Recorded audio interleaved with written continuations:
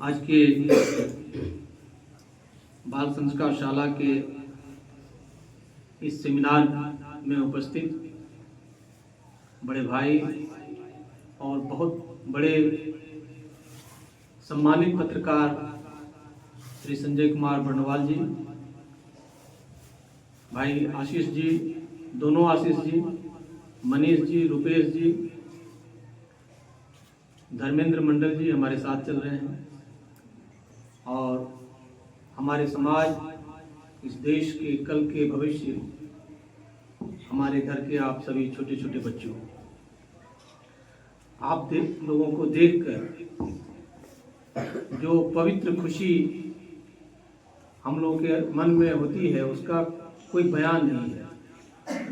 पिछले 5 वर्षों से ये सारे नौजवान अपना कीमती समय आपको यानी समाज को दे रहे हैं।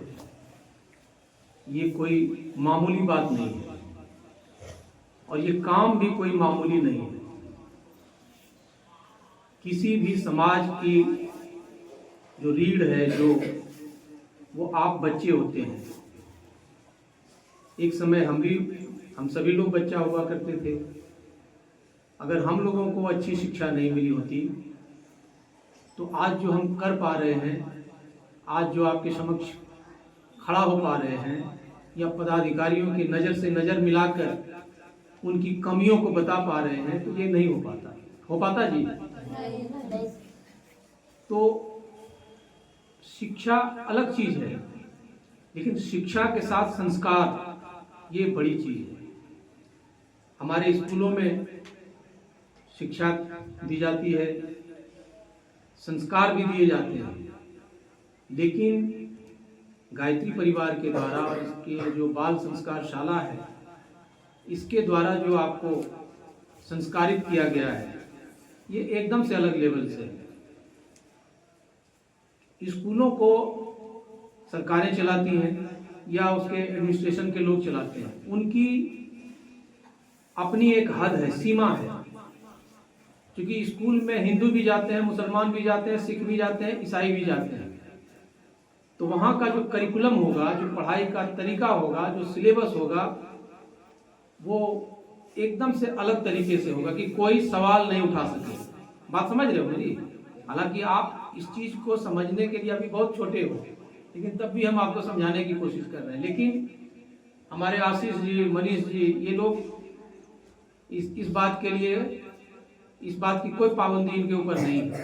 और तभी आपको शिक्षा के साथ उन सरोकारों को बता रहे हैं, उन संस्कारों को आप में समावेश कर रहे हैं, जो जीवन में आपको एक उत्कृष्ट नौजवान, एक उत्कृष्ट नागरिक, एक जागरूक नागरिक, समझदार नागरिक, विद्वान नागरिक, संस्कारवान नागरिक बनाने की दिशा में ले जा रहे हैं। हम देख रहे हैं, जो ही गायत्री मंत्र के उच्चारण की बात होती है और आप रीढ़ की हड्डी सीधी करके खड़े हो जाते हो, ये बहुत बड़ी बात है, ये बहुत बड़ी घटना है। जब मानव सभ्यता के विकास की यात्रा शुरू हुई थी, यानी आज से 70,000 साल पहले जब मनुष्य ने सोचना शुरू किया था, आप तो जानते होंगे, आप 9-10 के जो बच्चे हो, 6 के जो बच्चे हो, उन्होंने जो है इतिहास में पढ़ा होगा, है ना, प्राक इतिहास काल, उससे भी पहले की बातों को पढ़ा होगा कि मनुष्य पहले कच्चा मांस खाता था, बाद में फिर वो जो है पकाकर खाना शुरू किया है ना। आग का जब आविष्कार हुआ तो कहां से यात्रा शुरू हुई मनुष्य की? मनुष्य पहले पांव और हाथ पांव दोनों मिला के चलता था, लेकिन फिर जो है वो खड़ा होना शुरू किया लाखों साल पहले, और फिर धीरे धीरे आज हम लोग इस लाइफ में। तो आज से हजारों साल पहले योग की शुरुआत हुई। योग का मतलब है कि चेतना का विकास, शॉर्ट में हम कह रहे हैं। आप पढ़ने से पहले जब रीढ़ की हड्डी, या किसी को सुनने से पहले जब रीढ़ की हड्डी आप सीधी करके जब एकाग्र होते हो, तो किसी भी चीज को आप में ग्रहण करने की जो क्षमता है वो बढ़ जाती है।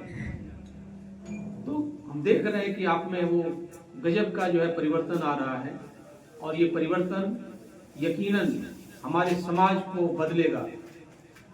बहुत दुख के साथ हमेशा कहना पड़ता है, हमारा बिहार एक ही साथ इस देश को जब आज़ादी मिली थी तो हरियाणा, पंजाब, कर्नाटका, तमिलनाडु, दिल्ली, गुजरात, ये तमाम जो राज्य हैं वो अग्रणी राज्यों में चले गए। वहाँ की शिक्षा व्यवस्था सुंदर है, वहाँ रोजगार के अवसर बहुत ज़्यादा हैं, वहाँ की जो खेती बाड़ी है वो लाभकारी है, वहाँ पर्यटन के काफ़ी साधन हैं।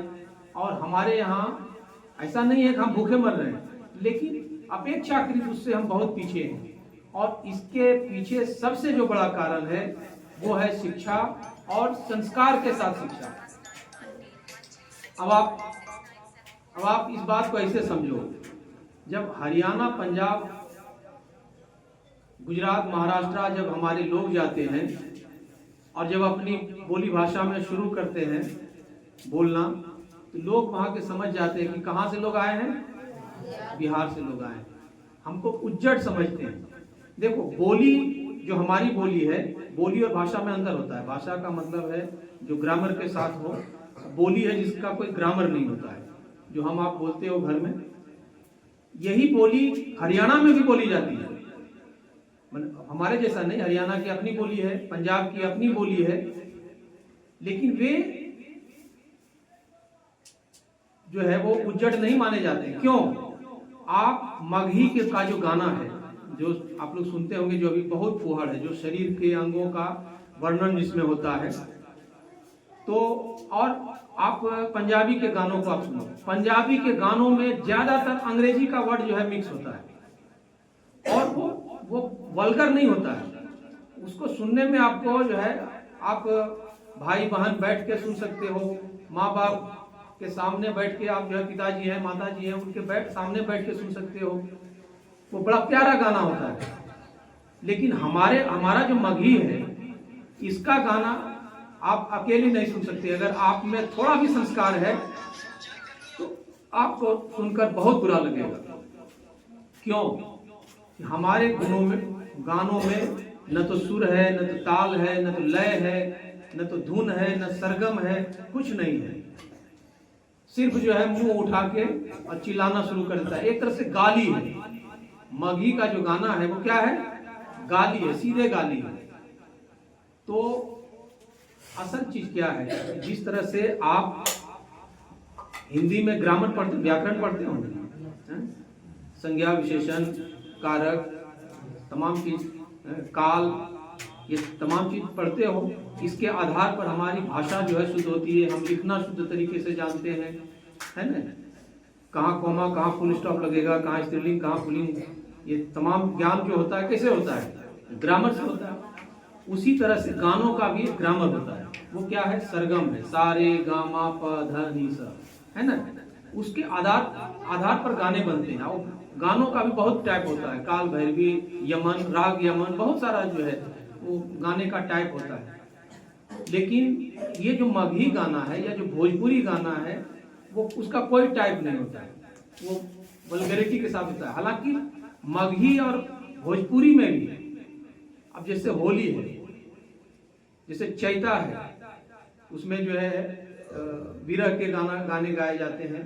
आप सुनोगे, आप हालांकि आपकी उम्र अभी नहीं है वो विरह के गाने सुनने के, आप सुनोगे तो आपके दिल में हुक सी उठेगी। आप होली के गानों को सुनोगे तो मस्ती से भर जाओगे, है ना? होली के गाना तो सुने, होली का गाना सुना है, कितना मस्ती से भर जाता है। तो हमारे पास भी गाना ठीक ठाक है, लेकिन हम जो है वो नहीं, न तो हमारे लोग गाना को सुनना चाहते और न तो गाने वाले जो है गा रहे हैं। इसका क्या कारण है? इसका यही कारण है कि हमारे यहाँ ज्यादा से ज्यादा या तो अनपढ़ लोग हैं या कुपढ़ लोग हैं।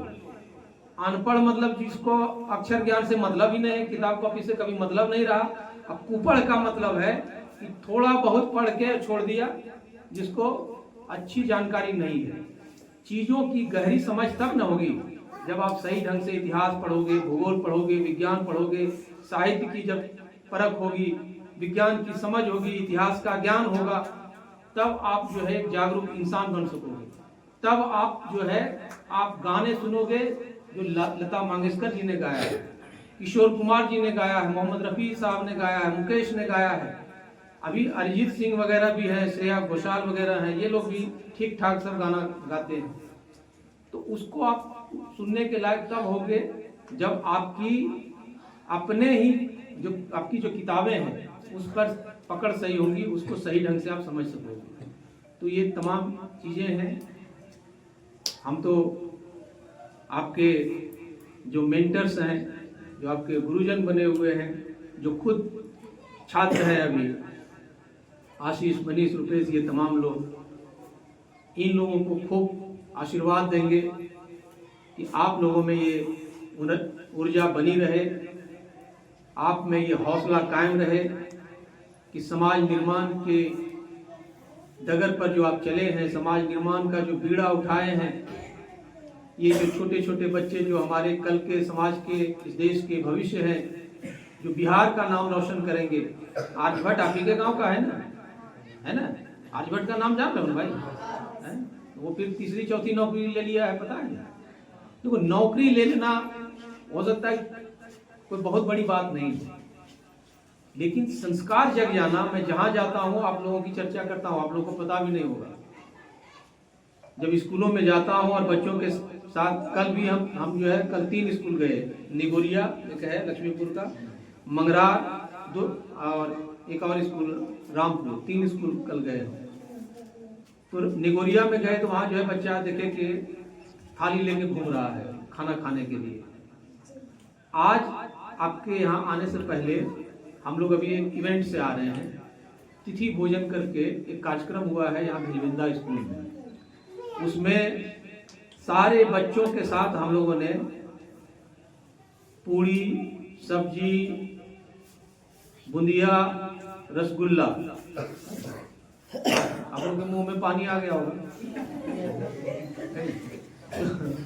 सारे बच्चों के साथ जो है बैठ के हम लोग वहाँ खाए और साथ में बैठ के खाए। फोटो दिखाएंगे आपको, आपके साथ दिखाएंगे जब भैया छापेंगे अखबार में तब, ठीक है? आप लोगों के साथ भी आकर एक दिन खाएंगे हम लोग। तो हमने कहा स्कूलों में, हम कह रहे हैं सबको कि मध्याह्न भोजन बच्चों को सम्मान के साथ खिलाइए, थलिया लेके दौड़ना नहीं पड़े। उस भोजन में भी संस्कार है। आप जानते हो हमारा समाज जातियों में बटा हुआ है ना? जानते हो? इतना जानते हो? नहीं जानते? लेकिन कोई जात बुरा नहीं होता, है ना? सभी जात में अच्छे अच्छे लोग हैं और उसी जात में बुरे लोग भी हैं। तो मध्याह्न भोजन हमारे बच्चों को मौका देता है कि सभी एक साथ बैठकर एक समान भोजन करें। सही है कि नहीं है ना? दूसरी बात है कि बच्चों को का शरीर हिष्ट पुष्ट हो, इसके लिए भी मध्याह्न भोजन का प्रोग्राम है। तो हम तमाम लोगों से ये कह रहे हैं कि मध्याह्न भोजन ठीक ठाक ढंग से चलाए, सम्मानित तरीके से चलाए।